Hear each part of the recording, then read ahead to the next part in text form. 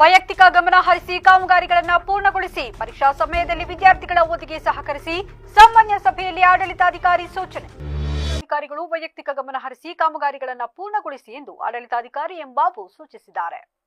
ಅರ್ಕಲಗೂಡು ತಾಲೂಕು ಪಂಚಾಯಿತಿ ಸಭಾಂಗಣದಲ್ಲಿ ನಡೆದ ವಿಶೇಷ ಸಾಮಾನ್ಯ ಸಭೆಯ ಅಧ್ಯಕ್ಷತೆ ವಹಿಸಿ ಮಾತನಾಡಿದ ಅವರು, 15ನೇ ಹಣಕಾಸು ಯೋಜನೆಯಲ್ಲಿ 21 ಕೋಟಿ ರೂಪಾಯಿ ಹಣ ಬಾಕಿ ಉಳಿದಿದೆ.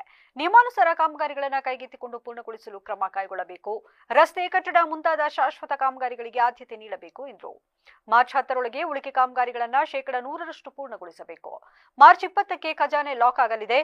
ಗ್ರಾಮ ಪಂಚಾಯಿತಿ ವ್ಯಾಪ್ತಿಯಲ್ಲಿ ಬಹಳಷ್ಟು 3 ರಿಂದ 5 ಲಕ್ಷ ರೂಪಾಯಿ ಮೊತ್ತದ ಕಾಮಗಾರಿಗಳಿದ್ದು, ಇವುಗಳನ್ನು 1 ವಾರದಲ್ಲಿ ಪೂರ್ಣಗೊಳಿಸುವಂತೆ ತಾಕೀತು ಮಾಡಿದರು.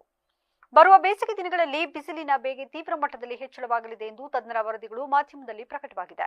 ಜನರ ಆರೋಗ್ಯದ ಮೇಲೆ ಬೀರುವ ಪರಿಣಾಮಗಳ ಕುರಿತು ಆರೋಗ್ಯ ಇಲಾಖೆ ಜನರಲ್ಲಿ ಅರಿವು ಮೂಡಿಸಬೇಕು. ಜಾತ್ರೆ ಹಬ್ಬಗಳಲ್ಲಿ ಹೆಚ್ಚಿನ ಜನಸಂದಣಿ ಸೇರುತ್ತಿದ್ದು, ಕುಡಿಯುವ ನೀರಿನ ಬಗ್ಗೆ ಹೆಚ್ಚಿನ ಜಾಗೃತಿ ವಹಿಸಬೇಕು. ನೀರಿನ ಶುದ್ಧತೆ ಕುರಿತು ಕಡ್ಡಾಯವಾಗಿ ಪರೀಕ್ಷೆ ನಡೆಸುವಂತೆ ಆರೋಗ್ಯ ಇಲಾಖೆ ಅಧಿಕಾರಿಗಳಿಗೆ ಸೂಚಿಸಿದರು. ಶಾಲೆ, ವಸತಿ ಶಾಲೆ, ಹಾಸ್ಟೆಲ್ಗಳಲ್ಲಿ ಆಹಾರ ಮತ್ತು ನೀರಿನ ಶುದ್ಧತೆ ಕುರಿತು ಹೆಚ್ಚಿನ ನಿಗಾ ವಹಿಸಬೇಕು. ಪರೀಕ್ಷಾ ಸಮಯವಾಗಿದ್ದು ವಿದ್ಯಾರ್ಥಿಗಳ ಓದಿಗೆ ಅನುಕೂಲವಾಗುವಂತೆ ಹಾಸ್ಟೆಲ್ಗಳಲ್ಲಿ ಪಾಠ ಪ್ರವಚನಗಳನ್ನು ನಿಗದಿತವಾಗಿ ನಡೆಯುವಂತೆ ನೋಡಿಕೊಳ್ಳಬೇಕು ಎಂದು ತಿಳಿಸಿದರು. ನೋಡಿ, 15ನೇ ಹಣಕಾಸು ನೀವು ಖರ್ಚು ಮಾಡಿದ್ರೆ 16ನೇ ಹಣಕಾಸು ಬರುತ್ತೆ. ಇಲ್ಲ ಖರ್ಚು ಮಾಡಿಲ್ಲ ಅಂದ್ರೆ 15ನೇ ಹಣಕಾಸು ಬರೋದಿಲ್ಲ. ಆಯ್ತಾ? ಶೂನ್ಯಗೊಳಿಸಬೇಕು. ನಿಮ್ಮ ಅಕೌಂಟಲ್ಲಿ 0 ಮಾಡಿದ್ರೆ ಮಾತ್ರ 16ನೇ ಹಣಕಾಸು ಬರುತ್ತೆ.